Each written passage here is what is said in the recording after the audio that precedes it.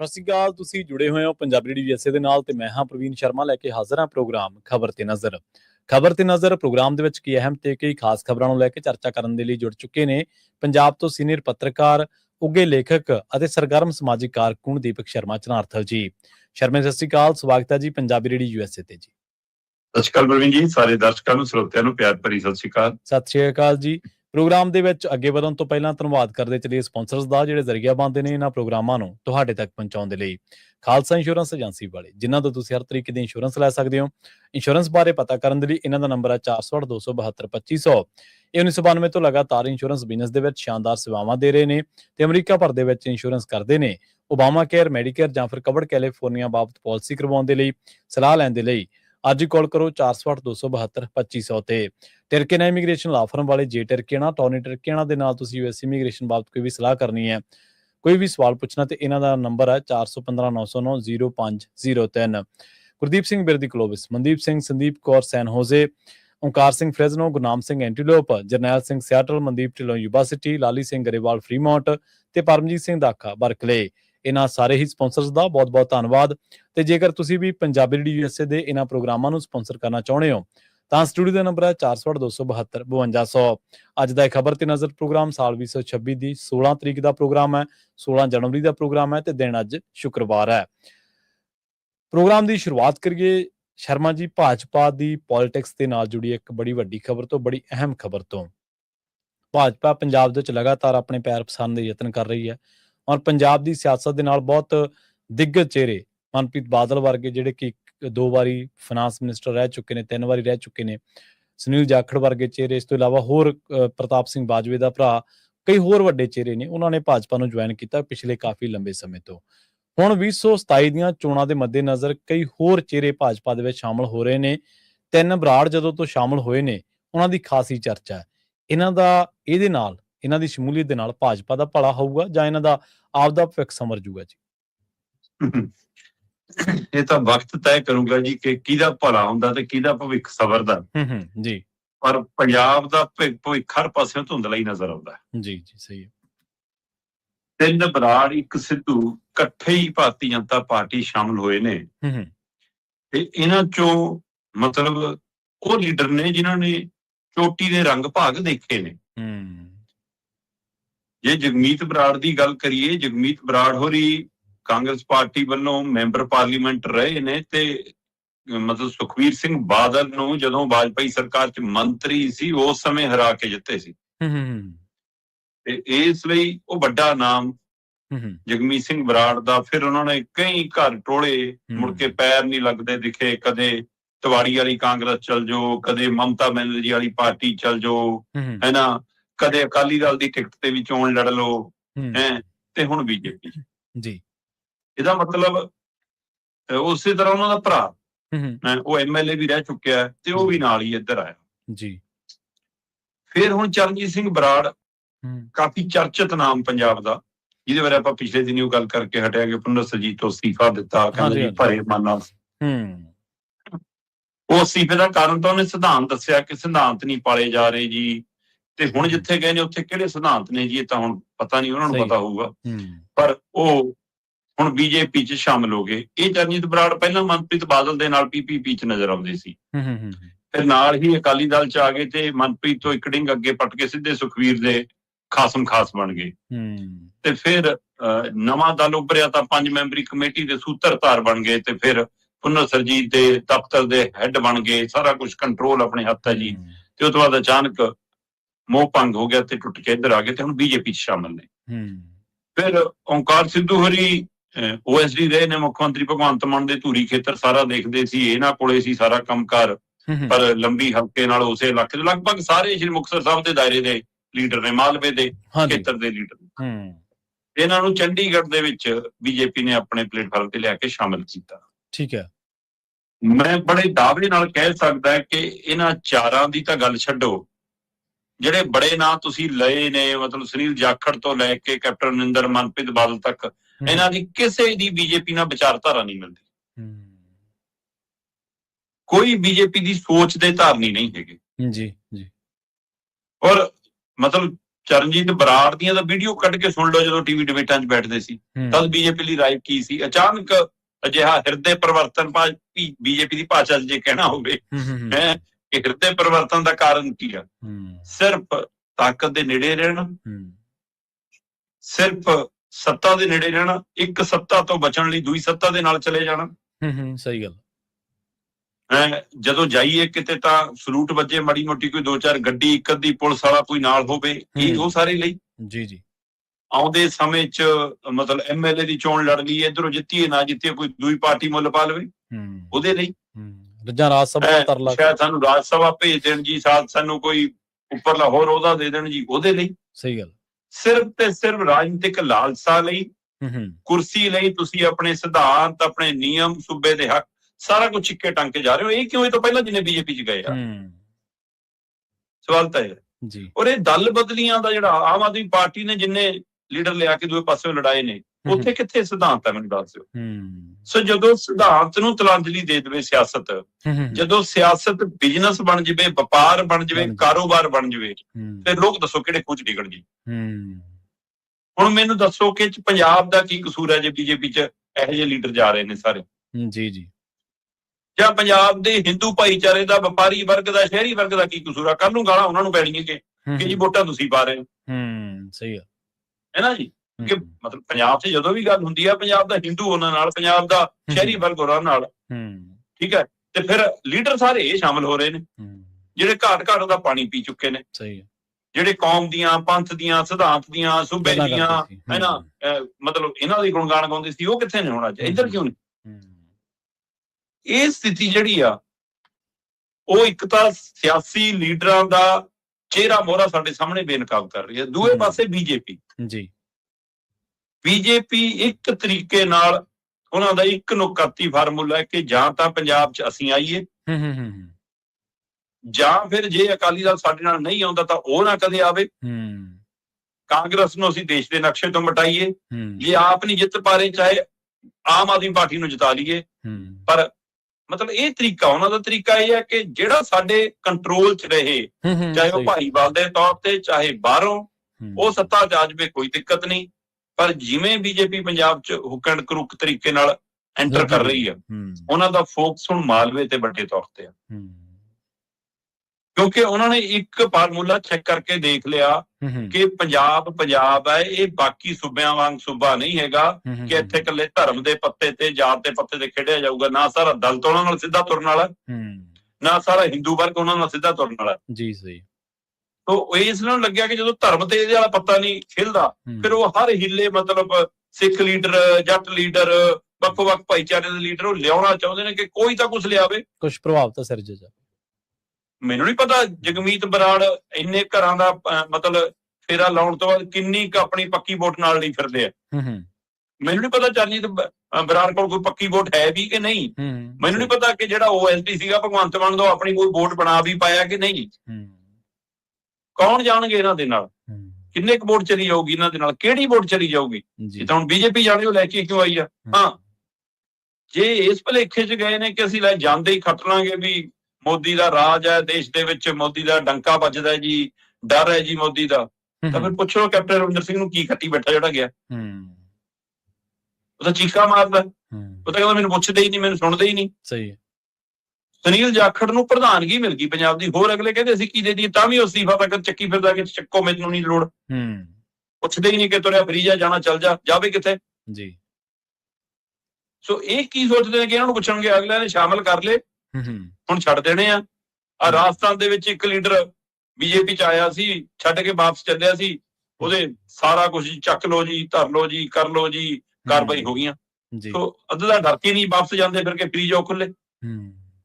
ਸੋ ਕੀ ਘਟਣਾ ਕੀ ਨਹੀਂ ਇਹ ਵੱਖਰੀ ਗੱਲ ਆ, ਪਰ ਪੰਜਾਬ ਦਾ ਕੀ ਬਣਨਾ ਇਹ ਸਵਾਲ ਵੱਡਾ ਹੁੰਦਾ ਜਾ ਰਿਹਾ। ਜੀ ਜੀ, ਸਹੀ ਹੈ। ਬੀਜੇਪੀ ਜਿਸ ਸਿਧਾਂਤ ਤੇ ਚੱਲ ਰਹੀ ਆ ਉਹ ਪੰਜਾਬ ਦੇ ਲਈ ਖਤਰਨਾਕ ਆ।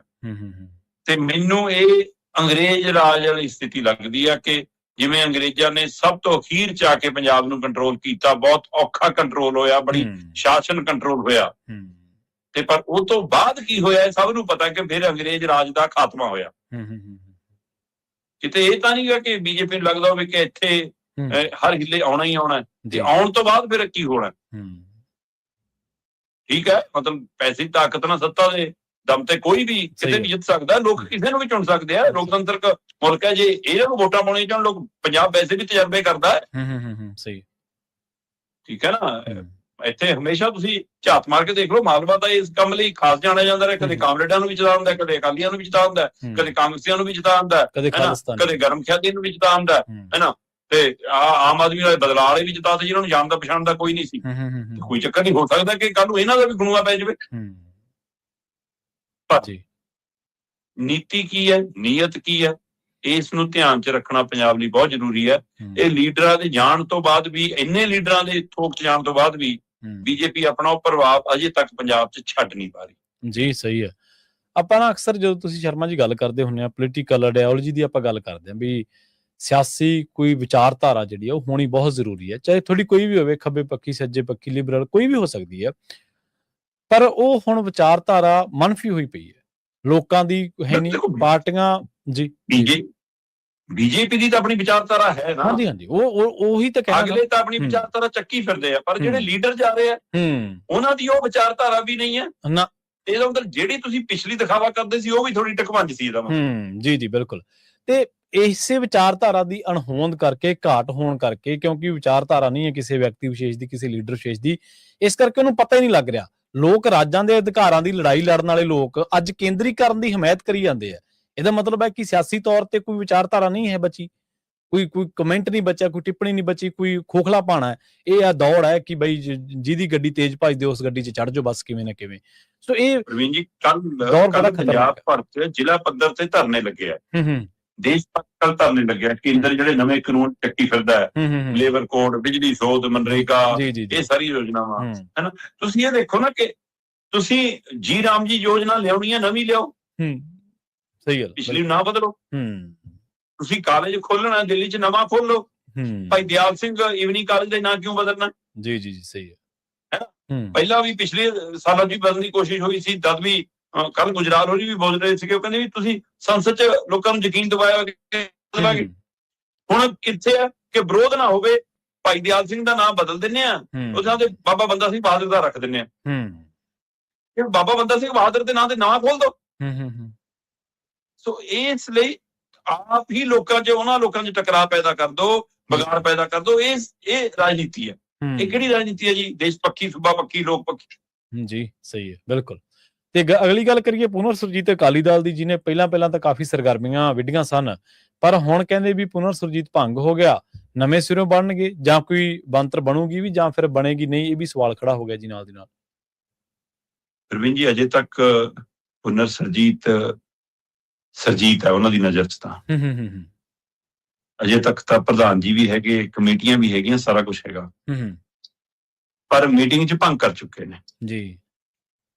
ਜਿਵੇਂ ਕਾਗਜ਼ੀ ਆਪਾਂ ਕਹਿੰਦੇ ਨਾ ਪਲਾਓ ਬਣਦੇ ਆ, ਕੀ ਹੁੰਦਾ ਹੈ ਨਾ, ਕਾਗਜ਼ੀ ਮਹਿਲ ਬਣਾਉਣੇ, ਉਹ ਸਿਸਟਮ ਹੈ। ਮਤਲਬ ਕਿ ਅਸਲ 'ਚ ਕੀ ਹੈ ਕਿ ਪੁਨਰ ਸੁਰਜੀਤ ਅਕਾਲੀ ਦਲ ਜਿਸ ਜਜ਼ਬੇ ਨਾਲ ਉੱਠਿਆ ਸੀ, ਜਿਸ ਜੋਸ਼ ਨਾਲ ਮੈਂਬਰਸ਼ਿਪ ਕਰਨ ਤੁਰੇ ਸੀ, ਲੋਕਾਂ ਨੂੰ ਲੱਗਿਆ ਸੀ ਕਿ ਸ਼ਾਇਦ ਇਹ ਬਦਲ ਬਣ ਜਾਵੇ ਤੇ ਜਿੱਡੀ ਵੱਡੀ ਗਿਣਤੀ 'ਚ 15 ਲੱਖ ਦੀ ਮੈਂਬਰਸ਼ਿਪ, ਇਹਦਾ ਮਤਲਬ ਮੈਂਬਰਸ਼ਿਪ ਵੀ ਫਿਰ ਉਹ ਉਵੇਂ ਹੀ ਹੈ ਕਿ ਘਰ ਦੇ ਇੱਕ ਜੀ ਨੇ ਪਰਚੀ ਕਟਾਤੀ ਤੇ ਸਾਰਿਆਂ ਦੇ ਨਾਲ ਲਿਖਾ ਤੇ ਇਹ ਤਾਂ ਨਹੀਂ ਫਿਰ। ਜੀ ਜੀ ਜੀ ਬਿਲਕੁਲ। ਕਿਉਂਕਿ ਪੁਨਰ ਸੁਰਜੀਤ ਦੇ ਵਿੱਚੋਂ ਹੁਣ ਮਨਪ੍ਰੀਤ ਆਲੀ ਦਾ ਆਪਾਂ ਲੰਘੇ ਦਿਨ ਜ਼ਿਕਰ ਕਰਕੇ ਹਟੇ ਆ ਕਿ ਉਹ ਤਾਂ ਮਾਘੀ ਮੇਲੇ ਤੇ ਉਧਰ ਸਟੇਜ ਤੇ ਦਿਖ ਰਹੇ ਸੀ, ਅੰਮ੍ਰਿਤਪਾਲ ਹੋਰਾਂ ਦੀ ਧਿਰ ਤੇ। ਚਰਨਜੀਤ ਬਰਾੜ ਛੱਡ ਕੇ ਚਲੇ ਗਏ, 1 ਲੀਡਰ ਲੰਘੇ ਦਿਨ ਹੀ ਪਹਿਲਾਂ ਸ਼ਾਮਲ ਹੋ ਗਿਆ ਅਕਾਲੀ ਦਲ ਬਾਦਲ 'ਚ, 1-2 ਲੀਡਰ ਹੋਰ ਸੋਚ ਰਹੇ ਨੇ। ਪਰ ਜਾਣਕਾਰੀ ਇਹ ਮਿਲ ਰਹੀ ਹੈ ਕਿ ਲੰਘੇ 2 ਦਿਨ ਪਹਿਲਾਂ 9 ਵੱਡੇ ਸਿਆਸੀ ਲੀਡਰ, ਜਿਹੜੇ ਪੁਨਰ ਸੁਰਜੀਤ ਦੇ ਵਿੱਚ ਸਿਆਸੀ ਲੀਡਰ ਨੇ, ਉਹਨਾਂ ਦੀ ਬੈਠਕ ਹੋਈ ਹੈ। ਠੀਕ ਹੈ। ਔਰ ਉਸ ਬੈਠਕ 'ਚ ਤੈਅ ਹੋਇਆ ਕਿ ਆਪਾਂ ਕਿਉਂ ਨਾ ਸਾਰਾ ਢਾਂਚਾ ਭੰਗ ਕਰ ਦਈਏ। ਉਹ ਅੱਛਾ। ਤੇ ਮੈਂ ਦੱਸਦੇ ਆ ਦਰਸ਼ਕਾਂ ਨੂੰ, ਉਹਨਾਂ 9 ਲੀਡਰਾਂ ਦੇ ਵਿੱਚ ਕਹਿੰਦੇ ਪ੍ਰਧਾਨ ਜੀ ਯਾਨੀ ਹਰਪ੍ਰੀਤ ਸਿੰਘ ਨਹੀਂ ਸੀਗੇ। ਮੈਂ ਤਾਂ ਹੀ ਸਿਆਸੀ ਲੀਡਰਾਂ ਦੀ ਗੱਲ ਕਰ ਰਿਹਾ। ਮਤਲਬ ਪ੍ਰਧਾਨ ਜੀ ਤੋਂ ਬਿਨਾਂ ਜਾਂ ਬੀਬੀ ਸਤਵੰਤ ਕੌਰ ਜਿਹੜੇ ਪੰਥਕ ਕੌਂਸਲ ਦੇ ਮੁਖੀ ਨੇ, ਜਿਨ੍ਹਾਂ ਨੂੰ ਕਹਿੰਦੇ ਸੀ ਕਿ ਇਸ ਕੁੰਡੇ ਤੋਂ ਬਿਨਾਂ ਜੀ, ਧਾਰਮਿਕ ਕੁੰਡੇ ਤੋਂ ਬਿਨਾਂ ਸਾਡੀ ਸਿਆਸਤ ਨਹੀਂ ਅੱਗੇ ਵਧੂਗੀ, ਉਹਨਾਂ ਦੋਵਾਂ ਨੂੰ ਬਾਹਰ ਰੱਖ ਕੇ 9 ਸਿਆਸੀ ਲੀਡਰ ਮੀਟਿੰਗ ਕਰਦੇ ਨੇ। ਤੇ ਮੀਟਿੰਗ 'ਚ ਵਿਚਾਰਦੇ ਕੀ ਨੇ ਕਿ ਵੀ ਜੇ ਆਪਣੇ ਪੈਰ ਨਾਲ ਲੱਗੇ ਆਪਾਂ 227 ਕੀ ਕਰਾਂਗੇ, ਉਹਦਾ ਆਇਆ ਖੜਾ। ਮਤਲਬ ਮਸਲਾ ਤਾਂ ਇਹੀ ਹੈ ਕਿ ਤੁਸੀਂ ਮੁੱਦਿਆਂ ਦੀ, ਕੌਮ ਦੀ, ਪੰਜਾਬ ਦੇ ਲੋਕਾਂ ਦੀ, ਉਹਨਾਂ ਮਸਲਿਆਂ ਦੇ ਲਈ ਲੜਨ ਲਈ ਨਹੀਂ ਆਏ। ਬਿਲਕੁਲ ਸਹੀ। ਤੁਸੀਂ ਜੇ ਖੇਤਰੀ ਪਾਰਟੀ ਬਣਾਉਣਾ ਚਾਹੁੰਦੇ ਹੋ ਤਾਂ ਅਕਾਲੀ ਦਲ ਦੇ ਸਿਧਾਂਤਾਂ ਦੀ ਵਾਲੀ ਪਾਰਟੀ ਨਹੀਂ ਬਣਾਉਣਾ ਚਾਹੁੰਦੇ। ਸਹੀ ਹੈ। ਤੁਸੀਂ ਤਾਂ ਰਾਜ ਭਾਗ ਮੰਨਣਾ ਚਾਹੁੰਦੇ ਹੋ, ਤੁਸੀਂ ਤਾਂ ਸੱਤਾ ਚਾਹਣਾ ਚਾਹੁੰਦੇ ਹੋ। ਉਹਦੇ ਲਈ ਕਾਹਲ ਹੈ ਕਿ ਜੇ 227 ਖੁੰਝ ਗਿਆ ਫਿਰ ਆਪਣੇ ਪੈਰ ਵੀ ਲੱਗਣੇ। ਫਿਰ ਕਹਿੰਦੇ ਕੀ ਕਰੀਏ? ਕਹਿੰਦੇ ਨੂੰ ਸਾਰਿਆਂ ਨੂੰ ਭੰਗ ਕਰੋ। ਭੰਗ ਕਰਕੇ ਪ੍ਰਧਾਨ ਜੀ ਨੂੰ ਪ੍ਰਧਾਨ ਜੀ ਰੱਖ ਲਓ। ਠੀਕ ਆ। ਰੱਖ ਕੇ ਫਿਰ ਮੀਟਿੰਗ ਬੁਲਾਓ ਤੇ ਪ੍ਰਧਾਨ ਜੀ ਨੂੰ ਕਹੋ ਕਿ ਪ੍ਰਧਾਨ ਜੀ ਆਪਾਂ ਨਵੇਂ ਸਿਰ ਤੋਂ ਬਣਾਉਣੇ, ਤੇ ਪ੍ਰਧਾਨ ਜੀ ਕਹਿਣਗੇ ਮੇਰਾ ਵੀ ਅਸਤੀਫਾ ਚੱਕੋ, ਨਵਾਂ ਬਣਾ ਲਓ, ਆਪਾਂ ਨਵਾਂ ਹੀ ਬਣਾਵਾਂਗੇ। ਫਿਰ ਪ੍ਰਧਾਨ ਆਪਣਾ ਪ੍ਰਧਾਨ ਕਹਿੰਦੇ ਧਾਰਮਿਕ ਗਿਆਤਾ ਤਾਂ ਹੈਗਾ, ਰਾਜਨੀਤਿਕ ਗਿਆਤਾ ਨਹੀਂ ਗਾ। ਠੀਕ ਆ। ਇਹ 9 ਮੈਂਬਰਾਂ ਦੀ ਮੀਟਿੰਗ, ਹੁਣ 9 ਮੈਂਬਰਾਂ ਦੇ ਵਿੱਚ ਘਾਗ ਲੀਡਰ ਨੇ। ਬਿਲਕੁਲ। ਇਸ ਲਈ ਫਿਰ ਉੱਥੇ ਫਿਰ ਸਿਆਸੀ ਖੇਡ ਹੁਣ ਚੱਲਣ ਦੀ ਤਿਆਰੀ ਚ। ਦੂਜਾ ਇਹਦੇ ਵਿੱਚੋਂ ਫਿਰ ਇਹ ਵੀ ਨੁਕਤਾ ਨਿਕਲਿਆ ਕਿ ਨਵਾਂ ਢਾਂਚਾ ਫਿਰ ਉਸੇ ਤਰ੍ਹਾਂ ਦਾ ਬਣਾਓ ਕਿ ਜਿਹਨੂੰ ਮੂੰਹ ਦੇਖ ਕੇ ਟਿੱਕੇ ਦੇਣੇ ਦੋ। ਫਿਰ ਇਹਦਾ ਮਤਲਬ ਜਿਹੜਾ ਉਹ ਫਾਰਮੂਲਾ ਸੀ ਕਿ ਅਕਾਲੀ ਦਲ ਤੋਂ ਵੱਖਰਾ ਹੋਊਗਾ, ਸੰਵਿਧਾਨ ਅਨੁਸਾਰ ਹੋਊਗਾ, ਇੰਨੇ ਹੀ ਮੈਂਬਰ ਹੋਣਗੇ, ਇੰਨੇ ਹੀ ਅਹੁਦੇਦਾਰ ਹੋਣਗੇ, ਉਹ ਸਾਰਾ ਖਤਮ। ਜੀ ਸਹੀ ਆ। ਫਿਰ ਇਹ ਵੀ ਫੈਸਲਾ 9 ਮੈਂਬਰਾਂ ਨੇ ਆਪਸ ਚ ਕਰ ਲਿਆ ਕਿ ਨਵਾਂ ਢਾਂਚਾ ਬਣਾ ਕੇ ਫਿਰ ਆਪਾਂ ਵਾਪਸ ਪੰਜਾਬ ਦੇ ਨਾਲ ਗੱਠਜੋੜ ਕਰੋ, ਸ਼ਾਮਲ ਨਾ ਹੋਵੋ ਕਿਸੇ ਨਾਲ। ਠੀਕ ਆ। ਕਿ ਉਹਨਾਂ ਦਾ ਏਰੀਆ ਉਹਨਾਂ ਨੂੰ ਦੇ ਦਿਓ, ਬਾਕੀ ਏਰੀਆ ਆਪਾਂ ਸਾਂਭ ਲਓ, ਉਹਨਾਂ ਦੀ ਕੁਝ ਵੋਟ ਸਾਡੇ ਨਾਲ ਆ ਜਾਵੇ ਤਾਂ ਕਿ ਆਪਾਂ ਬਦਲ ਬਣ ਜਾਈਏ। ਮਤਲਬ ਕਾਗਜ਼ਾਂ ਦੇ ਉੱਤੇ ਹੀ ਨਕਸ਼ਾ ਉਕਰ ਰਹੇ ਨੇ। ਧਰਤੀ ਤੇ ਕਿੰਨਾ ਖੂਗਾ ਇਹ ਦੇਖਣ ਵਾਲੀ ਗੱਲ ਹੈ। ਪਰ ਪੁਨਰ ਸਰਜੀਤ, ਹੁਣ ਆਪਾਂ ਪਿਛਲੇ ਦਿਨਾਂ ਹੀ ਗੱਲ ਕਰ ਰਹੇ ਸੀ ਕਿ ਖਿੰਡ ਦਾ ਦਿਖ ਰਿਹਾ, ਆਹ 9 ਮੈਂਬਰਾਂ ਦੀ ਮੀਟਿੰਗ ਨੇ ਉਹਦੇ ਤੇ ਮੋਹਰ ਲਾਤੀ ਆ ਕਿ ਇਹ ਤਾਂ ਭਾਈ ਭੰਗ ਕਰਕੇ ਵੀ ਬੈਠੇ ਨੇ। ਹਾਂ, ਕਾਗਜ਼ੀ ਪੱਤਰੀ ਹਕੀਕਤ ਚ ਕਿਦਾਂ ਕਰਦੇ ਨੇ ਦੇਖ ਲਿਓ। ਇਹ ਖਲਾਰਾ ਪਿਆ ਖੜਾ। ਔਰ ਜਿਹੜੇ ਦਮ ਭਰਦੇ ਨੇ ਕਿ ਭੰਗ ਕਰਕੇ ਨਵੇਂ ਸਿਰੋਂ ਬਣਾ ਲਾਂਗੇ, ਜਦੋਂ ਨਵੇਂ ਬਣਾਉਣ ਦੀ ਵਾਰੀ ਆਉਣੀ ਆ ਕਈ ਨਵੀਆਂ ਦੇਲੀਆਂ ਤੇ ਬੈਠੇ ਹੋਣਗੇ। ਇਹਨਾਂ ਚੋਂ ਹੀ ਦੇਖ ਲਿਓ। ਮੇਰੇ ਖਿਆਲ ਦੇ ਨਾਲ ਜੇ ਪਿਛਲੀ ਜਿਹੜੀ ਖਬਰ ਦੇ ਉੱਤੇ ਆਪਾਂ ਚਰਚਾ ਕੀਤੀ, ਜੇ ਉਹਦਾ ਕਨਕਲੂਜਨ ਇੱਧਰ ਲਾਗੂ ਕਰ ਦਈਏ ਤਾਂ ਕੋਈ ਸ਼ਾਇਦ ਬੜਾ ਫਰਕ ਨਹੀਂ ਪੈਣਾ, ਕਿਉਂਕਿ ਸ਼ਖਸੀਅਤਾਂ, ਪੋਲੀਟੀਕਲ ਚਿਹਰੇ, ਸਾਰਾ ਕੁਝ ਉਹੀ ਹੈ। ਤੇ ਅਗਲੀ ਚਰਨਜੀਤ ਬਰਾੜ ਸ਼ਾਮਲ ਹੋਣ ਲੱਗਿਆ ਕਹਿੰਦਾ ਕਿ ਜਦੋਂ ਮੈਂ ਸੁਖਬੀਰ ਬਾਦਲ ਨਾਲ ਸੀ ਰੋਜ਼ ਉਹੀ ਕਹਿੰਦਾ ਹੁੰਦਾ ਸੀ ਬਸ ਆਪਣੀ ਤਾਂ ਗੱਲ ਨਿਬੜ ਗਈ, ਆਪਾਂ ਤਾਂ ਗੱਠਜੋੜ ਹੋਇਆ ਖੜਾ ਬੀਜੇਪੀ ਨਾਲ। ਕਹਿੰਦਾ ਜਦੋਂ ਮੈਂ ਪੁਨਰ ਸਰਜੀਤ ਆ ਇਹ ਵੀ ਕਹਿੰਦੇ ਸੀ ਬਸ ਆਪਣੀ ਤਾਂ ਗੱਲ ਹੋਈ ਹੋਈ ਆ, ਬੀਜੇਪੀ ਨਾਲ ਗੱਠਜੋੜ ਹੋ ਜਾਣਾ। ਕਹਿੰਦਾ ਫਿਰ ਮੈਂ ਸੋਚਿਆ ਕਿ ਇਹਨਾਂ ਰਾਹੀਂ ਗੱਠਜੋੜ ਹੋਣ ਦੀ ਬਜਾਏ ਮੈਂ ਸਿੱਧਾ ਹੀ ਚੱਲਦਾ ਜਾਉਣਾ। ਸਹੀ ਗੱਲ। ਉਹ ਦੋ ਸਿਧਾਂਤ ਕਿਸੇ ਪਾਸੇ ਵੀ ਨਹੀਂ ਸ਼ਰਿਆਮ ਦਿਖ ਰਿਹਾ। ਸੱਤਾ ਦੇ ਨਾਲ ਜੋੜਨ ਦੀ ਗੱਲ ਹੀ ਆ ਵੀ ਤਕੜੇ ਵਾਲੇ ਪਾਸੇ, ਡਾਢੇ ਵਾਲੇ ਪਾਸੇ ਜਾਣਾ ਕਿਵੇਂ ਨਾ ਕਿਵੇਂ ਤਰੀਕੇ ਨਾਲ। ਤੇ ਅਗਲੀ ਗੱਲ ਕਰੀਏ ਮੁੱਖ ਮੰਤਰੀ ਸਾਹਿਬ ਦੀ। ਕਹਿੰਦੇ ਹੁਣ ਸ਼੍ਰੋਮਣੀ ਗੁਰਦੁਆਰਾ ਪ੍ਰਬੰਧਕ ਕਮੇਟੀ ਦੀ ਵਾਰੀ ਆ ਗਈ ਹੈ ਮੁੱਖ ਮੰਤਰੀ ਸਾਹਿਬ ਨੂੰ ਘੇਰਨ ਦੀ। ਜੀ ਦੇਖੋ, ਮਾਮਲਾ ਬਹੁਤ ਪਚੀਦਾ ਹੁੰਦਾ ਜਾ ਰਿਹਾ। ਜੀ ਮੁੱਖ ਮੰਤਰੀ ਭਗਵੰਤ ਮਾਨ ਹੋਰਾਂ ਦੀ ਸਰਕਾਰ ਨੇ ਜੇ 328 ਲਾਪਤਾ ਪਾਬੰਦ ਸਰੂਪਾਂ ਦੇ ਮਾਮਲੇ 'ਚ FIR ਕੀਤੀ, ਸਿੱਟ ਬਣਾਈ, ਤਾਂ ਲੋਕਾਂ ਦੇ ਮਨਾਂ 'ਚ ਉਮੀਦ ਵੀ ਜਗਾਈ ਕਿ ਲਓ ਵੀ ਅਸੀਂ ਤੁਹਾਨੂੰ ਇਸ ਮਾਮਲੇ 'ਚ ਤਾਂ ਇਨਸਾਫ ਦਵਾ ਦਾਂਗੇ, ਚਾਹੇ ਬੇਅਦਬੀ ਵਾਲੇ ਮਾਮਲੇ 'ਚ ਤਾਂ ਨਹੀਂ ਦਵਾ ਪਾ ਰਹੇ, ਪਰ ਇਸ ਮਾਮਲੇ 'ਚ ਦਵਾ ਦਾਂਗੇ ਤਾਂ ਕਿ ਫਿਰ ਪੰਥ ਥੋੜਾ ਜਿਹਾ ਸਾਡੇ ਤੇ ਆਸ਼ੀਰਵਾਦ ਵਾਲਾ ਵੋਟਾਂ ਦਾ ਹੱਥ ਰੱਖ ਦੇਵੇ। ਉਹਦੀ ਕੋਸ਼ਿਸ਼ ਕੀਤੀ ਤੇ ਉਲਟਾ ਮੈਨੂੰ ਲੱਗਦਾ ਹੁਣ ਇਹ ਵੱਧ ਖਲਾਰਾ ਪਾ ਬੈਠੇ। ਹੁਣ ਇਹਨਾਂ ਤੋਂ ਸਮੇਟ ਨਹੀਂ ਹੋਣਾ ਕਿਉਂਕਿ ਇੰਨਾ ਲੈਵਲ ਨਹੀਂ ਹੈਗਾ ਇਹਨਾਂ ਦਾ। ਸਹੀ ਗੱਲ। ਇਹ ਤਾਂ ਸੁਖਬੀਰ ਬਾਦਲ ਜਿੰਨੀ ਵੀ ਮੈਨੇਜਮੈਂਟ ਨਹੀਂ ਜਾਣਦੇ, ਸੁਖਬੀਰ ਬਾਦਲ ਦੇ ਨਹੀਂ ਪੈਰ ਲੱਗ ਰਹੇ ਅਜੇ ਤਾਂ। ਇਹ ਕੀ ਨੇ? ਸੋ ਇਸ ਲਈ ਇਹ ਮਸਲਾ ਵੱਡਾ ਹੋ ਗਿਆ ਹੁਣ। ਜੀ ਜਦੋਂ FIR ਹੋਈ, 2 ਬੰਦੇ ਚੱਕੇ, ਉਹ ਇੱਕ ਜੀ CA ਹੈ ਜੀ, ਇੱਕ ਉਹਦਾ ਸਹਾਇਕ ਹੈ ਜੀ, ਕਾਹ ਹੈ ਜੀ, ਇਹ SGPC 'ਚ ਇਹ ਕੰਮ ਕਰਦਾ ਸੀ, ਇਹ ਤਾਂ ਰਾਜ ਖੁੱਲ ਜਾਣਗੇ ਜੀ। ਉਹ ਸਾਰੀ ਪ੍ਰਕਿਰਿਆ ਤੋਂ ਬਾਅਦ ਇੱਕ ਆਡੀਓ ਕਲਿੱਪ ਆ ਗਿਆ, ਆਡੀਓ ਕਲਿੱਪ 'ਚ ਨਾਮ ਆ ਗਏ, SGPC ਘੇਰੇ 'ਚ ਆ ਗਈ, ਬੈਕਫੁੱਟ ਤੇ ਆਈ। ਜਥੇਦਾਰ ਨੂੰ ਫੇਰ ਢਾਲ ਬਣਾਇਆ, ਉਹਨਾਂ ਤੋਂ ਫੇਰ ਕਹਾਇਆ ਕਿ ਕਹਿ ਦੋ ਜੀ ਹੁਣ ਅਸੀਂ ਸਹਿਯੋਗ ਕਰਾਂਗੇ, ਪਹਿਲਾਂ ਕਹਿ ਦੋ ਜੀ ਸਹਿਯੋਗ ਨਹੀਂ ਕਰਾਂਗੇ। ਚਲੋ ਉਹਨਾਂ ਨੇ ਕਹਿਤਾ ਜੀ, ਤੇ SGPC ਤੋਂ ਪਹਿਲਾਂ ਕਿ ਕਾਗਜ਼ ਪੱਤਰ ਲੈ ਕੇ ਆਉਂਦੀ, ਸਿੱਟ ਦਰਦਰ ਕਰਦੀ ਆ ਗਈ। ਸਹੀ। ਤੇ ਉੱਥੇ ਤੱਕ SGPC ਬੈਕਫੁੱਟ ਤੇ ਸੀ ਜੀ। ਪਰ ਜਦੋਂ ਮੁੱਖ ਮੰਤਰੀ ਨੇ ਮਾਘੀ ਮੇਲੇ ਤੇ ਆਪਣੇ ਵੱਲੋਂ ਛੱਕਾ ਮਾਰਿਆ ਕਿ ਲਓ ਜੀ 328 ਸਰੂਪਾਂ 'ਚ 169 ਸਰੂਪ ਤਾਂ ਲੱਭ ਲਏ, ਅਸੀਂ ਨਹੀਂ ਛੇੜਦੇ, ਅਸੀਂ ਤਾਂ ਜਾ ਕੇ ਦਿਆਵਾਂਗੇ ਜੀ, SGPC ਹਵਾਲੇ ਕਰਿਆਵਾਂਗੇ। ਇਹ ਕੋਈ ਗਹਿਣਾ ਗੱਟਾ ਪੈਸਾ ਧੇਲਾ ਥੋੜਾ ਕਿ ਬਰਾਮਦ ਕਰ ਲਿਆ। ਸਹੀ ਗੱਲ। ਪਾਵਨ ਸਰੂਪ ਨੇ, ਉਹਨਾਂ ਦੀ ਸੰਭਾਲ ਵੀ ਮਰਿਆਦਾ ਹੈ, ਉਹਨਾਂ ਨੂੰ ਲਿਜਾਣਾ ਲਿਆਉਣਾ ਵੀ ਮਰਿਆਦਾ ਹੈ। ਬਿਲਕੁਲ ਸਹੀ, ਬਿਲਕੁਲ ਸਹੀ। ਤੇ ਮੁੱਖ ਮੰਤਰੀ ਜਿਵੇਂ ਉੱਥੇ ਬੋਲ ਰਹੇ ਸੀ ਹੂੰ ਹੂੰ ਤੇ ਉਹਨਾਂ ਨੂੰ ਤਾਂ ਐਂ ਸੀ ਕਿ ਲਓ ਜੀ ਕੰਮ ਹੋ ਗਿਆ, ਝੰਡਾ ਗੜਤਾ, ਬਸ ਮੈਂ ਜਦੋਂ 15 ਨੂੰ ਜਾਣਾ ਤਾਂ ਸ਼ਾਇਦ ਦਰਬਾਰ ਸਾਹਿਬ ਬੜਨ ਲੱਗਿਆ ਮੇਰੇ ਹੱਕ 'ਚ ਜੈ ਜੈਕਾਰੇ ਲੱਗਣ ਲੱਗ ਜਾਣਗੇ। ਉਹ ਤਾਂ ਇਹ ਮਾਹੌਲ ਬਣਾ ਕੇ ਸੋਚ ਕੇ ਗਏ ਸੀ। ਸਹੀ ਗੱਲ, ਬਿਲਕੁਲ। ਪਰ ਉਹਨਾਂ ਦੇ ਉੱਥੇ ਸ਼੍ਰੀ ਅਕਾਲ ਤਖਤ ਸਾਹਿਬ ਸਕੱਤਰ ਜਾਣ ਤੋਂ ਪਹਿਲਾਂ ਜਿਵੇਂ ਮੈਨੇਜਮੈਂਟ ਸਾਹਮਣੇ ਆਈ, ਆਪਾਂ ਕੱਲ ਵਿਸਤਾਰਤ ਗੱਲ ਕੀਤੀ ਕਿ ਉਹਨਾਂ ਨੇ ਕਿਵੇਂ ਆਪਣੇ ਤੱਥ ਰੱਖੇ ਨੇ, ਤੇ ਉਸ ਤੱਥਾਂ ਦੇ ਆਧਾਰ ਦੇ ਉੱਤੇ ਆਮ ਆਦਮੀ ਪਾਰਟੀ ਰਾਜਨੀਤਿਕ ਤੌਰ ਤੇ ਵੀ ਉਸ ਖੇਤਰ ਦੇ ਵਿੱਚ ਹੁਣ ਮਾਰ ਖਾਂਦੀ ਨਜ਼ਰ ਆ ਰਹੀ ਆ। ਡਾਕਟਰ ਸੁੱਖੀ ਇੱਕ ਤਰ੍ਹਾਂ ਨਾਲ ਬਾਗੀ ਹੋਣ ਲਈ ਵੀ ਤਿਆਰ ਨੇ, ਤੇ ਦੂਸਰੇ ਪਾਸੇ ਉਹ ਭਗਵੰਤ ਮਾਨ ਨੂੰ ਇਸ ਮੈਨੇਜਮੈਂਟ ਨਾਲ ਬਿਠਾਉਣ ਦੀ ਜਦੋਜਹਿਦ ਵੀ ਨੇ ਕਿ ਕਿਸੇ ਤਰ੍ਹਾਂ ਮਾਮਲਾ ਸੈਟਲ ਹੋ ਜਾਵੇ, ਨਹੀਂ ਅਸੀਂ ਤਾਂ ਕਈ ਹਲਕਿਆਂ 'ਚ ਖਿਲਰ ਜਾਵਾਂਗੇ ਜੀ। ਹੁਣ ਇਹ ਮਾਮਲਾ ਤੁਸੀਂ ਸੈਟਲ ਕਰਨ ਨੂੰ ਫਿਰਦੇ ਹੋ, ਪਰ ਅਗਲੇ ਜਿਹੜੇ ਅੰਕੜੇ ਦੱਸਦੇ ਨੇ ਤੇ ਉਹਦੇ ਨਾਲ ਹੁਣ ਐਸਜੀਪੀਸੀ ਨੂੰ ਲੱਗਿਆ ਕਿ ਹੁਣ ਘੇਰਨ ਦਾ ਮੌਕਾ ਆ ਗਿਆ ਸਰਕਾਰ। ਉਹ ਕਹਿੰਦੇ ਜੀ ਉੱਥੇ ਤਾਂ ਪੂਰਾ ਰਿਕਾਰਡ ਹੈ ਜੀ, ਸਾਡੇ ਨਾਲ ਮਿਲਾਨ ਕਰ ਲਓ ਜੀ, ਸਾਡੇ ਤੋਂ ਲੈ ਕੇ ਗਏ ਨੇ ਜੀ, ਉਹ ਸਹੀ ਕਹਿ ਰਹੇ ਨੇ ਜੀ, ਉਹਨਾਂ ਦੇ ਅੰਕੜੇ ਸਹੀ ਨੇ। ਕੱਲ ਸ਼੍ਰੋਮਣੀ ਗੁਰਦੁਆਰਾ ਪ੍ਰਬੰਧਕ ਕਮੇਟੀ ਦੀ ਅੰਤਰਿਮ ਕਮੇਟੀ ਦੀ ਬੈਠਕ ਸੀ। ਬੈਠਕ 'ਚ ਰੂਟੀਨ ਵਾਲੇ ਕੰਮਾਂ ਤੇ ਹੋਇਆ ਕਿ ਵੱਖ-ਵੱਖ ਗੁਰੂ ਘਰ ਨੇ, ਵੱਖ-ਵੱਖ ਵਿਦਿਅਕ ਅਦਾਰੇ ਨੇ, ਹੋਰ ਸੰਸਥਾਵਾਂ ਨੇ, ਉਹਨਾਂ ਦਾ ਲੈਣ ਦੇਣ ਦਾ ਜੋ ਹੁੰਦਾ ਹੈ, ਜੋ ਅਰਜ਼ੀਆਂ ਆਈਆਂ, ਉਹ ਸਾਰੇ ਮਾਮਲੇ ਵੀ ਬਚਣੇ ਹੁੰਦੇ ਨੇ, ਉਹ ਵੀ ਬਚੇ ਜੀ। ਉਹਨਾਂ ਦੇ ਵਿੱਚ ਇਹ ਮਾਮਲਾ ਵੀ ਆਇਆ ਫਿਰ ਕਿ ਵੀ ਹੁਣ ਕਰਨਾ ਕੀ। ਉਹ ਕਹਿੰਦੇ ਜੀ ਸ਼ਿਕਾਇਤਾਂ ਦੀ 2 ਕਾਲੇ ਬੈਗ ਦੇ ਗਏ, ਜੱਦਾ ਸਾਹਿਬ ਦਾ ਹੱਥ ਵੀ ਲਾਇਆ, ਉਹ ਤਾਂ ਰੱਖ ਤੇ ਕਿ ਦੇ ਦਿਓ ਜੀ, ਇੱਧਰ ਰੱਖ ਦਿਓ। ਉਹ ਕਹਿੰਦੇ ਜੀ ਐਸਜੀਪੀਸੀ ਕਹਿੰਦੀ ਕੋਈ ਗੱਲ ਨਹੀਂ, ਆਪਾਂ ਫਰੋਲ ਲਾਂਗੇ। ਜੇ ਕੋਈ ਜ਼ਿਆਦਾ ਗੰਭੀਰ ਹੋਇਆ ਸੀ ਉਹਦੇ ਤੇ ਠੀਕ ਹੈ, ਹੋ ਸਕਦਾ ਕਿ ਲੋਕਾਂ ਨੂੰ ਮੀਡੀਆ ਨੂੰ ਤਸੱਲੀ ਦੇਣ ਲਈ ਵੀ ਇਹ ਗੱਲ ਕਹੀ ਹੋਵੇ ਕਿਹਨੇ ਫਰੋਲਣੇ ਤੇ ਕਿਹਨੀਆਂ ਕਰਨੀਆਂ। ਜੇ ਫਰੋਲ ਕੇ ਸ਼ਿਕਾਇਤਾਂ ਦਾ ਨਿਪਟਾਰਾ ਕਰਨਾ ਹੁੰਦਾ ਤਾਂ 328 ਸਰੂਪਾਂ ਦੇ ਮਾਮਲੇ 'ਚ ਤੁਸੀਂ ਉਹ ਨਿਪਟਾਰਾ ਕੀਤਾ ਹੁੰਦਾ ਤੇ ਅੱਜ ਤੁਹਾਡੇ ਤੇ FIR ਜਾਂ ਸਥਿਤੀ ਨਾ ਬਣਦੀ ਜੀ। ਸਹੀ ਹੈ। ਹਾਂ, ਪਰ ਹੁਣ ਜਿਵੇਂ ਸਰਕਾਰ ਇਸ ਮਸਲੇ ਤੋਂ ਰਾਜਨੀਤੀ ਕੱਢਣ ਨੂੰ ਫਿਰਦੀ ਸੀ, ਉਸ ਮਸਲੇ ਤੋਂ ਐਸਜੀਪੀਸੀ ਉਸ ਟਰਸਟ ਦੇ ਰਾਹੀਂ, ਉਸ ਸੰਸਥਾ ਦੇ ਰਾਹੀਂ ਇਹਨਾਂ ਨੂੰ ਘੇਰਨ ਨੂੰ ਫਿਰਦੀ ਆ। ਬੇਸ਼ੱਕ ਇਹ ਸਵਾਲ ਖੜੇ ਨੇ ਕਿ ਇੰਨੇ ਸਰੂਪ ਇਕੱਠੇ ਜਾਣਾ ਜਾਂ ਮਿਲਣਾ, ਕੀ ਮਸਲਾ ਹੈ ਜੀ, ਕੀ ਨਹੀਂ, ਕਈ ਤਰ੍ਹਾਂ ਦੇ ਪਹਿਲੂ ਉੱਭਰ ਰਹੇ ਨੇ। ਪਰ ਉਹਦੇ ਬਾਵਜੂਦ ਵੀ ਅਗਲੇ ਕਹਿੰਦੇ ਵੀ ਜਦੋਂ 2014 ਤੋਂ ਪਹਿਲਾਂ ਇਹ ਸੀਗਾ ਕਿ ਵੀ ਕੋਈ ਵੀ ਕਿਤੋਂ ਵੀ ਛੁਪਾ ਸਕਦਾ, ਕੁਝ ਹੋ ਸਮਝਦੇ ਨੇ, ਕੁਝ ਉਹ ਤੋਂ ਪੁਰਾਤਨ ਨੇ, ਵੀ ਅਸੀਂ ਇੱਥੋਂ ਲਿਆਦੇ ਹੋਏ, ਉਹਦਾ ਸਾਡੇ ਕੋਲ ਰਸੀਦ ਰਿਕਾਰਡ ਹੈ। ਸਹੀ ਹੈ ਨਾ। ਤੇ ਫਿਰ ਸਾਡੇ ਤੇ ਇਹੋ ਜਿਹਾ ਆਰੋਪ ਕਿਵੇਂ ਲੱਗ ਗਿਆ ਜੀ ਕਿ ਹਾਂ ਅਸੀਂ ਉਹਨਾਂ ਚੋਂ ਲਿਆਂਦੇ ਪਏ 328 ਚੋਂ। ਤੇ ਪਰ ਜਿਹੜੀ ਐਸਜੀਪੀਸੀ ਹੁਣ ਇਸ ਨੁਕਤੇ ਤੇ ਸਰਕਾਰ ਨੂੰ ਘੇਰਨ ਨੂੰ ਫਿਰਦੀ ਹੈ, ਜਵਾਬ ਉਹ ਅਜੇ ਵੀ ਨਹੀਂ ਦੇ ਪਾ ਰਹੀ ਕਿ ਜੇ 328 ਸਰੂਪ ਉਹ ਗਏ ਕਿਤੇ, ਚਾਹੇ ਦਰੁਸਤ ਤਰੀਕੇ ਨਾਲ ਗਏ, ਕਿਉਂਕਿ ਇੱਕ ਪ੍ਰਕਿਰਿਆ ਬਣੀ ਹੈ। ਓਨਾ ਹੀ ਕਾਗਜ਼ ਰਿਲੀਜ਼ ਹੁੰਦਾ ਜਿੰਨੇ ਛਪਣੇ ਨੇ, ਉਨੀ ਉਹ ਸਿਆਹੀ ਰਿਲੀਜ਼ ਹੁੰਦੀ ਹੈ ਜਿੰਨੇ ਛਪਣੇ ਨੇ, ਓਨਾ ਹੀ ਰਿਕਾਰਡ 'ਚ ਆ ਕੇ ਦਰਜ ਹੁੰਦੇ ਨੇ।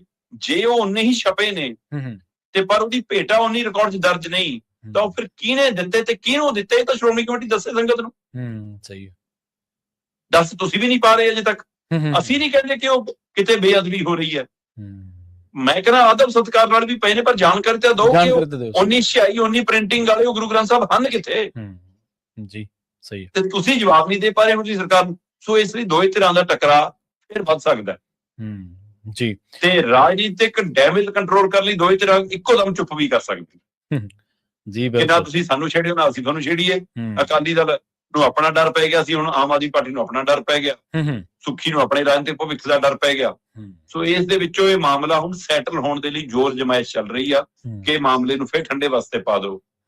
ਤੇ ਇਸ ਲਈ ਇਹ ਪੰਥਕ ਮਸਲੇ ਦਾ ਹੱਲ ਹੁੰਦਾ ਦਿਖਦਾ ਨਹੀਂਗਾ। ਬੇਅਦਬੀ ਵਾਲੇ ਮਸਲਿਆਂ ਦੇ ਕੋਈ ਇਨਸਾਫ ਮਿਲ ਨਹੀਂ ਰਿਹਾ ਤੇ ਸੰਗਤ ਨਾਲ, ਕੌਮ ਨਾਲ, ਪੰਜਾਬੀਆਂ ਨਾਲ ਇੱਕ ਹੋਰ ਭਰੋਸਾ ਕਰਾ ਕੇ, ਇੱਕ ਹੋਰ ਯਕੀਨ ਦਿਵਾ ਕੇ ਨਵੀਂ ਠੱਗੀ ਦੀ ਤਿਆਰੀ ਦੇਖਣ ਲੱਗ ਪਈ ਜੀ ਜੀ। ਸੋ ਰੌਲਾ ਤਾਂ ਇਹੀ ਹੈ ਨਾ ਸ਼ਰਮਾ ਜੀ ਵੀ ਪੋਲੀਟੀਕਲ ਸੈਟਲਮੈਂਟ ਤਾਂ ਹੋ ਗਈਆਂ, ਇੱਕ ਦੂਜੇ ਦੇ ਹਿਸਾਬ ਦੇ ਨਾਲ ਹੋ ਜਾਣਗੀਆਂ ਜਾਂ, ਪਰ ਸੰਗਤ ਨੂੰ ਜਿਹੜਾ ਨਿਆਂ ਮਿਲਣਾ ਸੀਗਾ ਉਹ ਨਹੀਂ ਨਾ ਮਿਲਿਆ। ਰੌਲਾ ਤਾਂ ਇਸ ਗੱਲ ਦਾ ਅਸਲ ਦੇ ਵਿੱਚ। ਅਗਲੀ ਗੱਲ ਕਰੀਏ ਆਪਾਂ ਡੀਸੀ ਦਫ਼ਤਰਾਂ ਨੂੰ ਉਡਾਉਣ ਦੀ ਧਮਕੀ ਆ ਗਈ ਜੀ। ਪਹਿਲਾਂ ਆਪਾਂ ਸਕੂਲਾਂ ਦੇ ਬਾਰੇ ਚਰਚਾ ਕਰਦੇ ਰਹੇ ਹਾਂ, ਫਿਰ 1-2 ਸ਼ਾਇਦ ਥਾਣਿਆਂ ਦੀ ਗੱਲ ਆਪਾਂ ਕੀਤੀ ਸੀਗੀ, ਤੇ ਹੁਣ ਡੀਸੀ ਦਫ਼ਤਰਾਂ ਦੀ ਵਾਰੀ ਆ ਗਈ। ਪ੍ਰਵੀਨ ਜੀ ਅਫਸੋਸਜਨਕ ਵਰਤਾਰਾ, ਮਤਲਬ ਹਰ ਵਾਰ ਉਸੇ ਤਰੀਕੇ ਨਾਲ ਗੱਲ ਕਰਨਾ ਸਾਨੂੰ ਸ਼ਰਮ ਆਉਂਦੀ ਆ, ਪਰ ਸਾਡੇ ਪ੍ਰਸ਼ਾਸਨ ਨੂੰ, ਸਾਡੇ ਅਹੁਦੇਦਾਰਾਂ ਨੂੰ, ਸਾਡੇ ਸਿਆਸਤਦਾਨਾਂ ਨੂੰ ਰੱਤਾ ਸ਼ਰਮ ਨਹੀਂ ਆਉਂਦੀ। ਬਿਲਕੁਲ ਸਹੀ। ਸੱਚਖੰਡ ਸ੍ਰੀ ਦਰਬਾਰ ਸਾਹਿਬ ਤੱਕ ਨੂੰ ਈਮੇਲ ਰਾਹੀਂ ਧਮਕੀਆਂ ਦਾ ਮਾਮਲਾ ਉੱਭਰਿਆ। ਸਹੀ ਹੈ। ਇਹਦੀਆਂ ਕੁਝ ਵੀਡੀਓ AI ਨਾਲ ਬਣਾ ਕੇ ਵਿਗਾੜ ਕੇ ਪਾਉਣ ਦਾ ਮਾਮਲਾ ਉੱਭਰਿਆ। ਸਹੀ ਹੈ। ਮੈਨੂੰ ਦੱਸ ਦਿਓ ਕਿ ਡੀਜੀਪੀ ਸਾਹਿਬ ਤੋਂ ਲੈ ਕੇ ਸੱਚੇ ਸਿੱਖ ਕਹਾਉਣ ਦੇ ਲਈ ਕਾਲੇ ਬਣੇ ਹੋਏ ਮੁੱਖ ਮੰਤਰੀ ਸਾਹਿਬ ਭਗਵੰਤ ਮਾਨ ਨੇ ਆ ਕੇ ਕਿਹਾ ਹੋਵੇ ਕਿ ਆਹ ਫੜੋ ਜੀ, ਇਹਨਾਂ ਦੇ ਦੋਸ਼ੀ ਆ ਪਏ ਨੇ। ਸਹੀ ਗੱਲ ਹੈ, ਬਿਲਕੁਲ। ਜੇ ਸਰਪੰਚ ਕਤਲ ਦੇ ਮਾਮਲੇ ਦੇ ਵਿੱਚ ਡੀਜੀਪੀ ਨੂੰ ਮੁੱਖ ਮੰਤਰੀ ਫੋਨ ਕਰ ਸਕਦੇ ਨੇ, ਤਾਂ ਇਹਨਾਂ ਮਾਮਲਿਆਂ ਦੇ ਵਿੱਚ ਫੋਨ ਨਹੀਂ ਹੁੰਦਾ ਡੀਜੀਪੀ ਨੂੰ ਕਿ ਭਾਈ ਧਾਰਮਿਕ ਸਥਾਨ ਹੈ, ਉਹਦੇ ਅਦਬ ਦਾ ਵੀ ਮਸਲਾ ਤੇ ਸੰਗਤ ਦਾ ਵੀ ਮਸਲਾ। ਜੇ ਸਕੂਲਾਂ ਨੂੰ ਉਡਾਉਣ ਦੀ ਧਮਕੀ ਆ ਰਹੀ ਹੈ ਤਾਂ ਇਮਾਰਤਾਂ ਦੇ ਨੁਕਸਾਨ ਦਾ ਵੀ ਮਸਲਾ ਤੇ ਪੰਜਾਬ ਦੇ ਭਵਿੱਖ ਦਾ ਵੀ ਮਸਲਾ ਉਹਨਾਂ ਦੀ ਸੰਭਾਲ ਦਾ। ਸਹੀ ਹੈ। ਜੇ ਜ਼ਿਲ੍ਹਾ ਅਦਾਲਤਾਂ ਦਾ ਮਸਲਾ ਆ ਰਿਹਾ ਤਾਂ ਏਡਾ ਵੱਡਾ ਢਾਂਚਾ ਢਹਿ ਹੋ ਜਾਊਗਾ ਜੇ ਕੋਈ ਉਡਾਤਾ, ਤੇ ਉੱਥੇ ਲੱਖਾਂ ਲੋਕ, ਸਧਾਰਨ ਲੋਕ ਵਿਚਾਰੇ ਆਪਣੀਆਂ ਫਾਇਦਾਂ ਕਾਗਜ਼ ਚੱਕੀ ਫਿਰਦੇ ਨੇ, ਉਹਨਾਂ ਦੀ ਜਾਨ ਮਾਲ ਦਾ ਮਸਲਾ। ਜੀ ਸਹੀ ਹੈ। ਇਸ ਮਸਲੇ ਤੇ ਡੀਜੀਪੀ ਨੂੰ ਫੋਨ ਨਹੀਂ ਹੁੰਦਾ। ਬਿਲਕੁਲ। ਡੀਜੀਪੀ ਦੋ ਮੈਨੂੰ 2 ਦਿਨਾਂ ਚ ਰਿਪੋਰਟ ਕੌਣ ਹੈ ਇਹ? ਜੀ ਜੀ। ਪਹਿਲਾਂ ਦਰਬਾਰ ਸਾਹਿਬ, ਫਿਰ ਅੰਮ੍ਰਿਤਸਰ ਦੇ ਸਕੂਲ, ਫਿਰ ਲੁਧਿਆਣੇ ਦੇ ਸਕੂਲ, ਫਿਰ ਪਟਿਆਲੇ ਦੇ ਸਕੂਲ, ਫਿਰ ਪਟਿਆਲੇ ਦਾ ਰੇਲਵੇ ਸਟੇਸ਼ਨ, ਫਿਰ ਰੋਪੜ ਦੀ ਅਦਾਲਤ, ਮੋਗੇ ਦੀ ਅਦਾਲਤ, ਲੁਧਿਆਣੇ ਦੀ ਅਦਾਲਤ, ਫਿਰ ਅਨੰਦਪੁਰ ਸਾਹਿਬ ਦੀ ਅਦਾਲਤ, ਚੰਡੀਗੜ੍ਹ ਦੀ ਅਦਾਲਤ, ਤੇ ਹੁਣ ਡੀਸੀ ਦਫ਼ਤਰ। ਜੀ ਜੀ। 4-5 ਜ਼ਿਲ੍ਹਿਆਂ ਦੇ ਡੀਸੀ ਦਫ਼ਤਰਾਂ ਨੂੰ ਫੋਨ ਆ ਗਿਆ। ਡੀਸੀ ਦਫ਼ਤਰ ਦਾ ਮਤਲਬ ਇੱਕ ਕਮਰਾ ਨਹੀਂ ਡੀਸੀ ਵਾਲਾ, ਪੂਰਾ ਜ਼ਿਲ੍ਹਾ ਕੰਪਲੈਕਸ ਹੁੰਦਾ ਹੈ। ਸਾਰੇ ਜ਼ਿਲ੍ਹੇ ਦੇ ਦਫ਼ਤਰ ਉੱਥੇ ਹੁੰਦੇ ਨੇ। ਹਰ ਦਫ਼ਤਰ ਦੇ ਵਿੱਚ ਸਾਡੇ ਪਿੰਡ ਵਾਲੇ ਲੋਕ ਵਿਚਾਰੇ ਲਿਫਾਫਾ ਚੱਕੀ ਫਿਰਦੇ ਹੁੰਦੇ ਨੇ, ਕਾਗਜ਼ ਚੱਕੀ। ਸਹੀ ਹੈ, ਬਿਲਕੁਲ। ਤੇ ਉਹ ਕਿੰਨੀ ਜਨਤਾ, ਕਿੰਨੇ ਲੋਕ, ਕਿੰਨੇ ਉੱਥੇ ਕਰਮਚਾਰੀ, ਕਿੰਨਾ ਢਾਂਚਾ, ਕਿੰਨਾ ਵਾਹਨ, ਉਹ ਸਾਰਾ ਕੁਝ ਕਰ ਦੋ ਜੀ ਖਾਲੀ। ਆਹ ਵਧੀਆ ਫਾਰਮੂਲਾ ਇਹਨਾਂ ਕੋਲ। ਇੱਕ ਪਾਸੇ ਤਾਂ ਈਮੇਲ ਆਉਣ ਤੋਂ ਬਾਅਦ ਸਕੂਲਾਂ, ਕਾਲਜਾਂ, ਯੂਨੀਵਰਸਿਟੀਆਂ, ਹਸਪਤਾਲਾਂ, ਰੇਲਵੇ ਸਟੇਸ਼ਨਾਂ, ਬੱਸ ਅੱਡਿਆਂ ਦੀ ਚੌਕਸੀ ਵਧਾਉਂਦੇ ਹੋ। ਦੂਏ ਪਾਸੇ ਤੁਸੀਂ ਜਿਹੜੀ ਥਾਂ ਦੇ ਨਾਂ ਤੇ ਈਮੇਲ ਆਉਂਦੀ ਹੈ ਉਹ ਥਾਂ ਨੂੰ ਖਾਲੀ ਕਰਾਉਂਦੇ ਹੋ, ਤੇ ਨਾਲ ਹੀ ਮੀਡੀਆ ਚੱਕ ਕੇ ਕਹਿੰਦੇ ਹੋ ਜੀ ਇਹ ਫੇਕ ਧਮਕੀਆਂ ਨੇ ਜੀ, ਇਹਨਾਂ ਤੇ ਯਕੀਨ ਕਰਨ ਦੀ ਲੋੜ ਨਹੀਂ ਜੀ, ਅਸੀਂ ਜਾਂਚ ਕਰ ਲਈ ਹੈ ਜੀ, ਕੁਛ ਨਹੀਂ ਨਿਕਲਣਾ ਜੀ, ਹੈ ਕੁਛ ਨਹੀਂ। ਫਿਰ ਤੁਸੀਂ ਕੁੱਤਿਆਂ ਨੂੰ ਲੈ ਕੇ ਵੀ, ਉਹ ਬੰਬ ਰੋਧਕ ਦਸਤਿਆਂ ਨੂੰ ਲੈ ਕੇ ਵੀ ਤੁਸੀਂ ਛਾਣਬੀਣ ਵੀ ਕਰਦੇ ਹੋ, ਮਿਲਦਾ ਕੁਛ ਨਹੀਂ। ਇਹ ਤੁਹਾਡਾ ਯਕੀਨ ਵਧਾਇਆ ਜਾ ਰਿਹਾ ਕਿ ਬਾਰ-ਬਾਰ ਈਮੇਲ ਆਵੇ ਤੇ ਮਿਲੇ ਕੁਛ ਨਾ, ਫਿਰ ਤੁਸੀਂ ਇੱਕ ਦਿਨ ਠੰਡੇ ਹੋ ਕੇ ਬਹਿ ਜਾਓਗੇ, ਕੁਛ ਨਹੀਂ, ਇਹੀ ਜਦ ਆਉਂਦੀਆਂ ਰਹਿੰਦੀਆਂ। ਸਹੀ ਹੈ। ਫਿਰ ਕੁਛ ਵੱਡਾ, ਸਹੀ ਗੱਲ। ਜਾਂ ਤੁਹਾਡੇ ਸਿਸਟਮ ਦਾ, ਤੁਹਾਡੀ ਏਜੰਸੀਆਂ ਦਾ, ਤੁਹਾਡੇ ਸੁਰੱਖਿਆ ਦਸਤਿਆਂ ਦਾ, ਤੁਹਾਡੇ ਲੋਕਤੰਤਰ ਦਾ ਮਜ਼ਾਕ ਬਣਾ ਕੇ ਰੱਖ ਦਿੱਤਾ ਕਿ ਆਈ ਦਿਨ ਈਮੇਲ ਆਉਂਦੀ ਹੈ, ਤੇ ਤੁਸੀਂ ਇਸ ਟੈਕਨੋਲੋਜੀ ਦੇ ਯੁੱਗ 'ਚ ਉੱਥੇ ਤੱਕ ਵੀ ਨਹੀਂ ਪਹੁੰਚ ਪਾ ਰਹੇ ਕਿ ਈਮੇਲ ਕਰਨ ਵਾਲਾ ਕੌਣ ਹੈ, ਕਿੱਥੋਂ ਆ ਰਹੀ ਹੈ। ਸਹੀ ਹੈ। ਤੁਸੀਂ ਕਿਉਂ ਨਹੀਂ ਅਜੇ ਤੱਕ ਕਿਸੇ ਵੀ ਮਾਮਲੇ 'ਚ ਲੋਕਾਂ ਸਾਹਮਣੇ ਲਿਆ ਸਕੇ? ਤੇ ਲੋਕਾਂ 'ਚ ਦਹਿਸ਼ਤ ਹੈ। ਬੱਸ 'ਚ ਚੜ੍ਹਨ ਲੱਗਿਆ ਵੀ, ਬੱਸ 'ਚ ਉਤਰਨ ਲੱਗਿਆ ਵੀ, ਜਵਾਕ ਨੂੰ ਸਕੂਲ ਭੇਜਣ ਲੱਗਿਆ ਵੀ, ਜਵਾਕ ਨੂੰ ਸਕੂਲ ਤੋਂ ਲਿਆਉਣ ਲੱਗਿਆ ਵੀ, ਬਾਪੂ ਨੂੰ ਅਦਾਲਤ ਦੇ ਮੂਹਰੇ, ਜ਼ਿਲ੍ਹਾ ਕੰਪਲੈਕਸ ਦੇ ਮੂਹਰੇ ਛੱਡਣ ਲੱਗਿਆ ਵੀ, ਜਦੋਂ ਤੱਕ ਬਾਪੂ ਨੂੰ ਲੋਕਾਂ 'ਚ ਫਿਕਰ ਹੈ। ਸਹੀ ਗੱਲ, ਬਿਲਕੁਲ। ਤੇ ਜੇ ਅਜਿਹੀ ਦਹਿਸ਼ਤ ਦੇ ਵਿੱਚ ਜਿਉਣਾ, ਫਿਰ ਸਰਕਾਰਾਂ ਕਾਹਦੇ ਲਈ ਨੇ? ਫਿਰ ਸਿਸਟਮ ਕਾਹਦੇ ਲਈ ਹੈ? ਇੱਕ ਪਾਸੇ ਤੁਸੀਂ ਗੈਂਗਸਟਰਾਂ ਨੂੰ ਮੁਕਾਉਣ ਦੀਆਂ ਗੱਲਾਂ ਕਰਦੇ ਹੋ, ਅਸੀਂ ਗੱਲ ਕਰਦੇ ਹਾਂ ਕਿ ਜੇ ਉਹ ਹੈਗੇ ਨੇ ਤਾਂ ਪੈਦਾ ਕਿਉਂ ਹੋ ਰਹੇ ਨੇ, ਇਹਦੇ ਉੱਤੇ ਮੰਥਨ ਕਰ ਲਓ, ਹੈ ਨਾ। ਤੇ ਇਹਦਾ ਮਤਲਬ ਸਰਕਾਰ ਕੋਲ ਕਿਸੇ ਮਸਲੇ ਦਾ ਹੱਲ ਨਹੀਂ। ਸਰਕਾਰ 24 ਘੰਟੇ ਚੋਣ ਮੋੜ 'ਚ ਰਹਿੰਦੀ ਆ, ਅਗਲੀ ਚੋਣ ਜਿੱਤਣ ਦੇ ਮੋੜ 'ਚ ਰਹਿੰਦੀ ਆ, ਕੁਰਸੀ ਬਚਾਉਣ ਤੇ ਕੁਰਸੀ ਹਥਿਆਉਣ ਦੀ ਮੋੜ ਦੇ ਵਿੱਚ ਸਾਡੀ ਸਿਆਸੀ ਜਮਾਤ ਰਹਿੰਦੀ ਆ। ਲੋਕਾਂ ਨਾਲ ਕੋਈ ਸਰੋਕਾਰ ਨਹੀਂ, ਅਫਸੋਸਜਨਕ ਵਰਤਾਰਾ ਜੀ। ਤੇ ਜਾਂਦੇ ਜਾਂਦੇ ਗੱਲ ਕਰੀਏ ਸ਼ਰਮਾ ਜੀ, ਜਲੰਧਰ ਦੇ ਮੀਡੀਆ ਅਦਾਰੇ ਤੇ ਜਿਹੜਾ ਐਕਸ਼ਨ ਹੋਇਆ ਜੀ, ਉਹਦੇ ਪਿਛਲੇ ਪਾਸੇ ਖੇਡ ਕੀ ਹੈ ਜੀ? ਉਹਦੇ ਪਿੱਛੇ ਪ੍ਰਵੀਨ ਜੀ, ਪਹਿਲਾਂ ਤਾਂ ਮੀਡੀਆ ਕੀ ਹੈ ਤੇ ਕਿਹੜਾ ਮੀਡੀਆ? ਸਹੀ ਗੱਲ ਹੈ। ਮੀਡੀਆ ਨਾਂ ਦੀ ਕੋਈ ਚੀਜ਼ ਹੈ ਵੀ ਕਿਤੇ ਕਿ ਨਹੀਂ? ਇਹ ਸਰਟੀਫਿਕੇਟ ਲੋਕਾਂ ਨੇ ਵੰਡੇ ਨੇ। ਗੋਦੀ ਮੀਡੀਆ, ਸਰਕਾਰੀ ਮੀਡੀਆ, ਕੇਜੀ ਮੀਡੀਆ, ਹੈ ਨਾ। ਉਹ ਤੋਂ ਬਿਨਾਂ ਕੁਝ ਵਿਰੋਧੀ ਦਲਾਂ ਦੇ ਮੀਡੀਆ ਵੀ ਹੈਗੇ। ਅਦਾਰੇ ਹੀ ਜਦੋਂ ਮਤਲਬ ਮੀਡੀਆ ਅਦਾਰੇ ਕਿਸੇ ਸਮੇਂ ਲੋਕ ਆਵਾਜ਼ ਹੁੰਦੇ ਸੀ। ਖਾਸ ਕਰ ਅੱਜ ਦੀ ਤਰੀਕ 'ਚ ਵੀ ਲੋਕ ਅਜੇ ਵੀ ਅਖਬਾਰਾਂ ਤੇ ਬਹੁਤ ਯਕੀਨ ਰੱਖਦੇ ਆ। ਸਹੀ ਗੱਲ ਹੈ, ਬਿਲਕੁਲ। ਪਰ ਜਦੋਂ ਅਖਬਾਰਾਂ ਦੇ ਪੂਰੇ ਪੰਨੇ ਇਸ਼ਤਿਹਾਰਾਂ ਨਾਲ ਭਰੇ ਹੋਣਗੇ, ਉਹ ਵੀ ਸਰਕਾਰੀ ਇਸ਼ਤਿਹਾਰਾਂ ਨਾਲ, ਤੇ ਇਹਦਾ ਮਤਲਬ ਮੀਡੀਆ ਅਦਾਰਿਆਂ ਦਾ ਮੂੰਹ ਬੰਦ ਕਰਾਇਆ ਜਾਂਦਾ ਕਿ ਤੁਸੀਂ ਸਵਾਲ ਨਹੀਂ ਪੁੱਛਣਾ ਸਾਨੂੰ। ਸਹੀ ਗੱਲ। ਮੈਨੂੰ ਅੱਜ ਵੀ ਚੇਤੇ ਹੈ ਕਿ ਕੋਈ ਦੌਰ ਸੀ ਪੰਜਾਬ ਦੇ ਵਿੱਚ, ਚਾਹੇ ਅਕਾਲੀ ਬੀਜੇਪੀ ਦਾ ਰਾਜ ਸੀ, ਚਾਹੇ ਕਾਂਗਰਸੀਆਂ ਦਾ ਰਾਜ ਸੀ, ਅਖਬਾਰਾਂ ਨੂੰ ਪੂਰੇ ਪੰਨਿਆਂ ਦੇ ਇਸ਼ਤਿਹਾਰ ਤਦ ਵੀ ਜਾਂਦੇ ਸੀ, ਪਰ ਤਦ ਉਸ ਦੇ ਬਾਵਜੂਦ ਵੀ ਮਾੜਾ ਮੋਟਾ ਮੀਡੀਆ ਅਦਾਰਿਆਂ 'ਚ ਜਾਨ ਸੀ। ਉਹ ਧਰਨੇ ਮੁਜ਼ਾਹਰੇ ਸਰਕਾਰ ਦੇ ਖਿਲਾਫ ਖਬਰਾਂ ਨੂੰ ਪਹਿਲੇ ਪੰਨਿਆਂ ਤੇ ਥਾਂ ਦਿੰਦੇ ਸੀ, ਲਾਉਂਦੇ ਸੀ। ਬਿਲਕੁਲ ਸਹੀ। ਅੱਜ ਦੀ ਤਰੀਕ 'ਚ ਦੱਸ ਦਿਓ ਮੈਨੂੰ ਕਿ ਪੂਰੇ ਪੰਜਾਬ 'ਚ ਧਰਨੇ ਲੱਗਣ, ਮਾਸਟਰਾਂ ਤੇ ਲਾਠੀ ਚਾਰਜ ਹੋ ਜਾਵੇ, ਨਰਸਾਂ ਡਾਕਟਰਾਂ ਦੇ ਲਾਠੀ ਚਾਰਜ ਹੋ ਜਾਵੇ, ਮਜ਼ਦੂਰਾਂ ਦੇ ਧੱਕਾ ਮੁੱਕੀ ਹੋ ਜਾਵੇ, ਘਰਾਂ 'ਚੋਂ ਚੱਕ ਲੈਣ, ਹੈ ਨਾ, ਲੋਕਾਂ ਨਾਲ ਕੋਈ ਲੁੱਟ ਖੋਹ ਹੋ ਜਾਵੇ, ਜੇ ਸਿੰਗਲ ਕਾਲਮ ਦੀ ਖਬਰ ਤੋਂ ਵੱਡੀ ਖਬਰ ਲੱਭ ਜਾਵੇ, ਜੇ ਅੰਦਰ ਕਿਸੇ ਲੋਕਲ ਪੰਨੇ ਤੋਂ ਇਲਾਵਾ ਕਿਤੇ ਖਬਰ ਲੱਭ ਜਾਵੇ, ਇੰਨਾ ਮੈਨੇਜ ਹੋ ਗਿਆ। ਸਹੀ ਗੱਲ। ਤੇ ਜਦੋਂ ਮੈਨੇਜ ਨਹੀਂ ਹੁੰਦਾ ਫਿਰ ਕਾਰਵਾਈ ਹੁੰਦੀ ਹੈ। ਮਤਲਬ ਕੱਲ ਤੱਕ ਤਾਂ ਅਜੀਤ ਅਦਾਰਾ ਵੀ ਇਹਨਾਂ ਦੇ ਇਸ ਕਟਹਿਰੇ 'ਚ ਹੀ ਸੀਗਾ। ਸਹੀ ਗੱਲ ਹੈ। ਕਦ ਤੱਕ ਤਾਂ ਉਹਨਾਂ ਦੀਆਂ ਬਣਾਈਆਂ ਯਾਦਗਾਰਾਂ 'ਚ ਵੀ ਭ੍ਰਿਸ਼ਟਾਚਾਰ ਸੀਗਾ। ਅੱਜ ਹੁਣ ਕਿਵੇਂ ਨਿਬੜ ਗਿਆ ਉਹ ਮਾਮਲਾ? ਕੀ ਬਣਿਆ ਜੀ? ਲੋਕਾਂ ਨੂੰ ਦੱਸ ਦਿੰਦੇ ਫਿਰ ਜਾਂ ਤਾਂ। ਜੀ ਸਹੀ ਹੈ। ਸਿਰਫ ਇਹੀ ਨਿਬੜ ਗਿਆ ਕਿ ਤੁਸੀਂ ਸਾਡੀਆਂ ਖਬਰਾਂ ਲਾਉਣੀਆਂ ਸ਼ੁਰੂ ਕਰ ਦਿਓ, ਅਸੀਂ ਤੁਹਾਨੂੰ ਇਸ਼ਤਿਹਾਰ ਦੇਣੇ ਸ਼ੁਰੂ ਕਰ ਦਿੰਦੇ ਹਾਂ। ਇਹ ਮਾਮਲਾ ਪੰਜਾਬ ਕੇਸਰੀ ਗਰੁੱਪ ਨਾਲ ਅਜੇ ਨਿਬੜ ਨਹੀਂ ਰਿਹਾ। ਤੇ ਇਸ ਲਈ ਹੁਣ ਉਹ ਅਦਾਰਾ ਖੇਡ ਕਰਦੇ ਆ ਸੀ ਸਰਕਾਰ ਨਾਲ ਕਿ ਸਰਕਾਰ ਉਹਨਾਂ ਨਾਲ ਖੇਡ ਕਰ ਗਈ। ਸਹੀ ਗੱਲ। ਮਤਲਬ ਸਾਡੇ ਹੋਟਲ ਤੇ ਛਾਪਾ ਜੀ, ਸਾਡੇ ਢਾਬੇ ਤੇ ਛਾਪਾ ਜੀ, ਸਾਡੀ ਬਾਰ ਬੰਦ ਕਰਾਤੀ ਜੀ, ਹੈਨਾ। ਬਣਨਾ ਧਰਮ ਦੇ ਠੇਕੇਦਾਰ ਕਿ ਪੰਜਾਬ ਦੇ ਹਿੰਦੂਆਂ ਦੀ ਅਸੀਂ ਉਹ ਪਹਿਰੇਕਾਰ ਆ, ਹੈਨਾ। ਉਲਟਾ ਨੁਕਸਾਨ ਕਿੰਨਾ ਕਰਾਇਆ ਪੰਜਾਬ ਦਾ ਇਸ ਅਦਾਰੇ ਨੇ, ਇਹ ਵੀ ਸਵਾਲ ਖੜਾ ਅਜੇ ਤੱਕ। ਸਹੀ ਗੱਲ ਹੈ, ਬਿਲਕੁਲ। ਤੁਸੀਂ ਕਿੰਨਾ ਕੁ ਪੰਜਾਬ ਹੱਕੀ ਖੜੇ ਹੋ, ਕਿੰਨਾ ਕੁ ਪੰਜਾਬ ਪੱਖੀ ਖੜੇ ਹੋ, ਸਵਾਲ ਤਾਂ ਇਹ ਵੀ ਖੜਾ। ਸਹੀ ਗੱਲ। ਅਖਬਾਰਾਂ ਪੰਜਾਬ 'ਚ ਵੇਚਣੀਆਂ ਤੇ ਗੱਲਾਂ ਜਮਨਾ ਪਾਰਦੀਆਂ ਕਰਨੀਆਂ। ਸਹੀ ਗੱਲ ਹੈ, ਬਿਲਕੁਲ। ਇਹ ਵੀ ਸਵਾਲ ਖੜੇ ਆ। ਸੋ ਫਿਰ ਜਦੋਂ ਸ਼ੁਰੂ ਤੋਂ ਤੁਹਾਡੀ ਨੀਤੀ ਸੌਦਾਬਾਜ਼ੀ ਵਾਲੀ ਰਹੀ ਹੋਵੇ, ਫਿਰ ਸਰਕਾਰ ਤਾਂ ਤੁਹਾਨੂੰ ਚਲਾਊਗੀ ਆਪਣੇ ਹਿਸਾਬ ਨਾਲ, ਚਲਾਊਗੀ, ਬਿਲਕੁਲ। ਪਰ ਇਹ ਸਭ ਦੇ ਬਾਵਜੂਦ ਆਪਾਂ ਕੱਲ ਗੈਂਗਸਟਰਾਂ ਦੇ ਹਵਾਲੇ ਨਾਲ ਵੀ ਗੱਲ ਕਰ ਰਹੇ ਸੀ, ਅੱਜ ਮੈਂ ਮੀਡੀਆ ਅਦਾਰਿਆਂ ਦੇ ਹਵਾਲੇ ਨਾਲ ਵੀ ਗੱਲ ਕਰ ਰਿਹਾ ਕਿ ਜੇ ਲੋਕ ਨੀਤੀ ਤੋਂ ਹਟ ਕੇ, ਲੋਕ ਮੁੱਦਿਆਂ ਤੋਂ ਹਟ ਕੇ ਤੁਸੀਂ ਸੋਚਦੇ ਹੋ ਕਿ ਸਰਕਾਰੀ ਪੱਤਰਕਾਰੀ ਕਰਕੇ, ਪੀੜੀ ਪੱਤਰਕਾਰੀ ਕਰਕੇ ਤੁਸੀਂ ਆਪਣੀ ਦੁਕਾਨਦਾਰੀ ਚਲਾ ਲਓਗੇ ਤਾਂ ਚਲਾ ਲਓਗੇ, ਪਰ ਜਦੋਂ ਸਰਕਾਰਾਂ ਦੇ, ਪੁਲਿਸ ਦੇ ਮੂੰਹ ਨੂੰ ਖੂਨ ਲੱਗਦਾ, ਉਹ ਅੱਜ ਤੁਹਾਨੂੰ ਪਏ ਨੇ, ਕੱਲ ਨੂੰ ਹੋਰਾਂ ਨੂੰ ਵੀ, ਜਿਹੜੇ ਜੈਨੂਇਨ ਨੇ ਫਿਰ ਉਹਨਾਂ ਨੂੰ ਵੀ ਪੈਣਗੇ। ਸਹੀ ਹੈ। ਇਸ ਲਈ ਇਹ ਤਰੀਕਾਕਾਰ ਸਰਕਾਰ ਦਾ ਅਸੀਂ ਸਿਰੇ ਤੋਂ ਖੰਡਨ ਕਰਦੇ ਹਾਂ ਕਿ ਤਰੀਕਾਕਾਰ ਮਨਜ਼ੂਰ ਨਹੀਂ ਹੈ। ਜੇ ਕਰਨਾ ਕਾਨੂੰਨੀ ਕਾਰਵਾਈ ਕਰੋ, ਅਦਾਲਤੀ ਪ੍ਰਕਿਰਿਆ ਤਹਿਤ ਕਰੋ ਕਾਰਵਾਈ ਉਹਨਾਂ ਦੇ ਖਿਲਾਫ ਜੇ ਕਰਨੀ ਹੈ, ਹੈਨਾ। ਕਰਨੀ ਹੈ ਤਾਂ ਕਮਾਈ ਦੀ ਸਮੀਖਿਆ ਸਾਰਿਆਂ ਦੀ ਉਹ ਕਰ ਲਓ, ਸਾਰਿਆਂ ਦੀ ਕਰ ਲਓ। ਸਹੀ ਹੈ। ਸਾਰੇ ਅਦਾਰਿਆਂ ਦੀ ਉਹ ਕਰ ਲਓ ਕਿ ਉੱਥੋਂ ਕਮਾਈ ਕਿੰਨੀ ਆਉਂਦੀ ਹੈ, ਬਿਜ਼ਨਸ ਕਿੰਨੇ ਵੱਡੇ ਹੋ ਗਏ, ਆਮਦਨ ਤੋਂ ਵੱਧ ਜਾਇਦਾਦ ਦੇ ਕਿੰਨੇ ਕੁ ਮਾਮਲੇ ਬਣਦੇ, ਸਾਰਿਆਂ ਦੀ ਚੈੱਕ ਕਰ ਲਓ। ਸਹੀ ਗੱਲ। ਸੋ ਇਸ ਲਈ ਇਹ ਮਾਮਲੇ ਬਹੁਤ ਪੇਚੀਦੇ ਨੇ, ਦੋਵੇਂ ਪਾਸਿਓਂ ਗਲਤੀਆਂ ਨੇ, ਦੋਵੇਂ ਪਾਸਿਓਂ ਸ਼ਰਾਰਤਾਂ ਨੇ। ਪਰ ਹੁਣ ਜਦੋਂ ਤੁਹਾਡੇ ਤੇ ਹਮਲਾ ਹੋ ਗਿਆ, ਹੁਣ ਤੁਸੀਂ ਕਹਿੰਦੇ ਹੋ ਸਾਨੂੰ ਮੀਡੀਆ ਦੇ ਨਾਤੇ, ਮੀਡੀਆ ਵਾਲੇ ਅਦਾਰੇ ਨਾਲ ਖੜਨ। ਜੀ ਸਹੀ ਹੈ। ਜਦੋਂ ਮਾਨਕ ਗੋਇਲ ਵਰਗਿਆਂ ਦਾ ਮਸਲਾ ਆਉਂਦਾ, ਮਿੰਟੂ ਗੁਰਸਰੀਆਂ ਦਾ ਮਸਲਾ ਆਉਂਦਾ ਹੈ, ਪੱਤਰਕਾਰਾਂ ਦੇ ਘਰੇ 'ਚ ਪੁਲਿਸ ਭੇਜੀ ਜਾ ਰਹੀ ਸੀ, ਹੈਨਾ, ਬਹੁਤ ਸਰਕਾਰ ਆਈ ਸੀ, ਦਮਦਮਾ ਸਾਹਿਬ ਅਸੀਂ ਸਾਰੇ ਇਕੱਠੇ ਹੋਏ ਸੀ, ਹੈਨਾ। ਉਸ ਸਮੇਂ ਅਦਾਰੇ ਕਿੰਨੇ ਖੜੇ ਸੀ ਲੋਕਾਂ ਨਾਲ ਜੀ, ਜਾਂ ਇਹਨਾਂ ਪੱਤਰਕਾਰਾਂ ਨਾਲ। ਸਹੀ ਗੱਲ। ਤੇ ਅੱਜ ਤੁਸੀਂ ਸੋਸ਼ਲ ਮੀਡੀਆ ਵਾਲੇ ਪੱਤਰਕਾਰਾਂ ਤੋਂ ਉਮੀਦ ਕਰਦੇ ਵੀ ਸਾਡੀ ਆਵਾਜ਼ ਬਣ ਲਓ। ਤਾਂ ਹੱਥ ਨੂੰ ਹੱਥ ਹੈ ਭਰਾਵਾ, ਜੇ ਤੁਸੀਂ ਲੋਕਾਂ ਨਾਲ ਖੜੋਗੇ, ਲੋਕ ਤੁਹਾਡੇ ਲਈ ਜਾਨ ਵਾਰ ਦੇਣਗੇ। ਸਹੀ ਗੱਲ, ਬਿਲਕੁਲ। ਪਰ ਜਦੋਂ ਤੁਸੀਂ ਇਸ਼ਤਿਹਾਰਾਂ ਨਾਲ ਖੜੋਗੇ, ਫਿਰ ਜਿਹੜੇ ਇਸ਼ਤਿਹਾਰ ਦਿੰਦੇ ਨੇ, ਫਿਰ ਤੁਹਾਡੀ ਸੰਗੀ ਵੀ ਮਰੋੜਨਗੇ। ਸਹੀ ਹੈ। ਪਰ ਇਹ ਪੰਜਾਬ ਲਈ ਸ਼ੁਭ ਨਹੀਂ ਹੈ। ਜੀ ਬਿਲਕੁਲ।